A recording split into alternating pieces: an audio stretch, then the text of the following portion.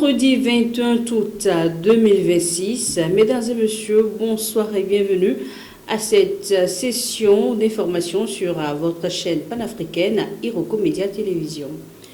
Au sommaire, plusieurs informations majeures retiennent l'attention sur la scène internationale. En Afrique, la RDC fait face à une flambée particulièrement meurtrière d'Ebola. En Europe, l'Ukraine continue de subir les frappes russes, tandis que l'Allemagne tire la sonnette d'alarme après un nombre record de décès liés aux fortes chaleurs.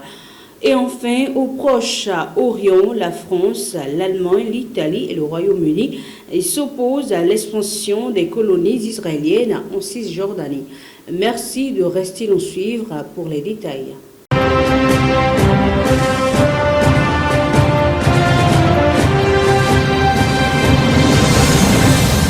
On démarre en République démocratique du Congo où l'OMS annonce que l'épidémie d'Ebola progresse à un rythme alarmant.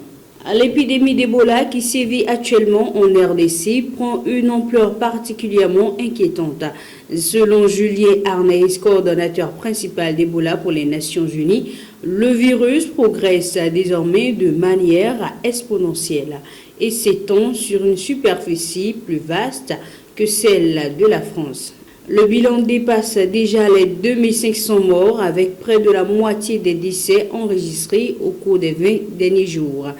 Cette flambée est également considérée comme la plus meurtrière jamais enregistrée en RDC. Déclarée le 15 mai dernier, elle a dépassé en seulement 3 mois le bilan de l'épidémie de 2018 à 2020 dans l'est du pays. La riposte sanitaire, jugée insuffisamment financée et trop lente, est compliquée par la méfiance d'une partie de la population. À notifier qu'aucun vaccin spécifique contre la souche Bundibugyo n'est actuellement homologué, même si des essais sont en cours. Après cette situation sanitaire inquiétante, intéressons-nous à présent à la situation sécuritaire en Europe, particulièrement en Ukraine. L'Ukraine a de nouveau été la cible de frappes russes alors que le pays observait une journée de deuil national après une attaque meurtrière contre Kiev. Plusieurs régions ont été touchées par des drones et des missiles. 4 personnes ont notamment perdu la vie dans la région de Kharkiv et une autre à Kramatorsk où un supermarché a été frappé. Dans la capitale, les habitants tentent de reprendre une vie normale malgré le traumatisme provoqué par les bombardements.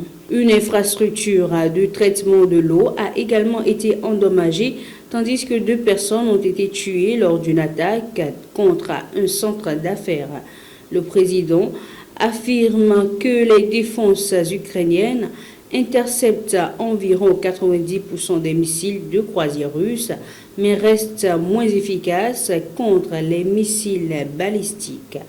Kiev demande donc davantage de systèmes patriotes à ses partenaires occidentaux.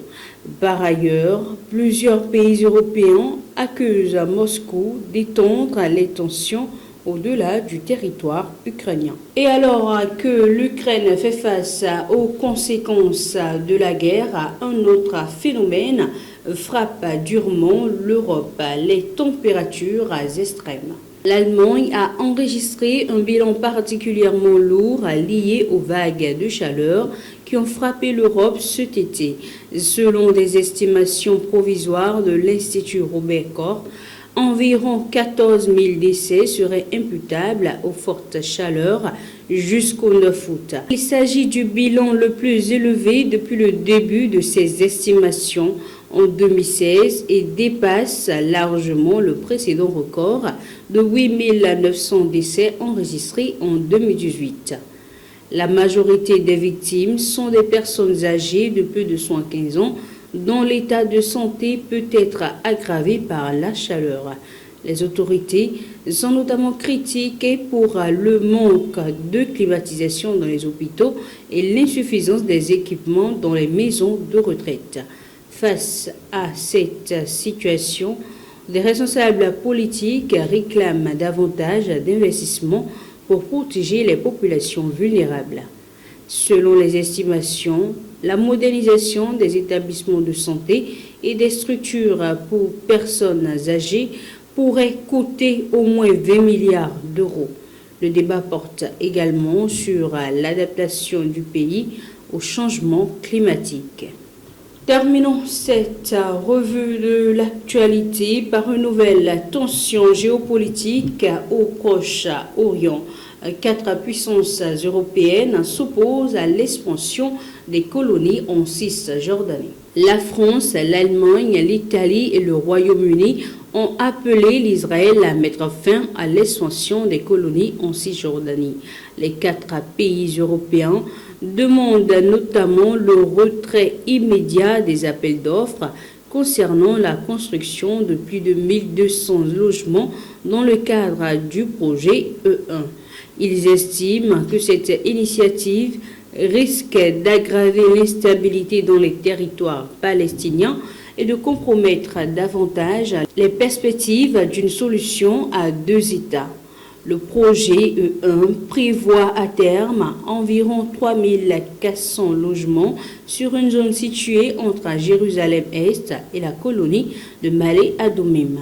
Selon ses opposants, sa réalisation pourrait couper la Cisjordanie en 2 et empêcher la continuité territoriale entre plusieurs villes palestiniennes, notamment Ramallah, Jérusalem-Est et Bethléem. Les 4 gouvernements européens ont également appelé les entreprises à ne pas participer aux appels d'offres en évoquant de possibles conséquences juridiques et réputationnelles liées au droit international. C'est la fin de cette revue. Merci de nous avoir suivis. Portez-vous bien.